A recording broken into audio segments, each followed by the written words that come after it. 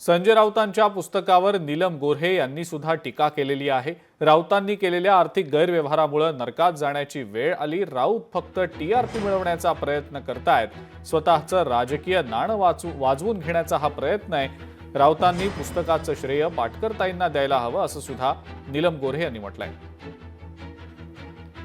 की हे जे पुस्तक आहे ते पुस्तक मनी लॉन्ड्रिंग, आर्थिक गैरव्यवहार केल्यानंतर त्यांनी साक्षीदारांना धमकावण्याचा, त्याचबरोबर त्याच्याबद्दलच्या साक्षी पुराव्यात हस्तक्षेप करण्याचा जो संजय राऊत यांनी प्रयत्न केला, त्याच्यामुळे त्यांना या मुळामध्ये नरकामध्ये जायची वेळ आली याच जन्मामध्ये।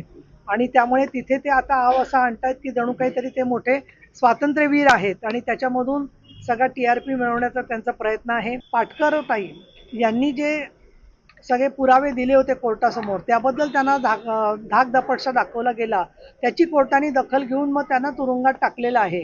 त्यामुळे खरं तर या पुस्तकाचं श्रेय जे आहे ते त्यांनी पाटकरताईंना द्यायला पाहिजे। त्या पुस्तकाच्या टीआरपीच्या माध्यमातून परत एकदा स्वतःचं राजकीय नाणं वाजवून घेण्याचा हा संजय राऊत यांचा प्रयत्न। लोकशाही मराठी ऐका, पहा, जागरूक रहा।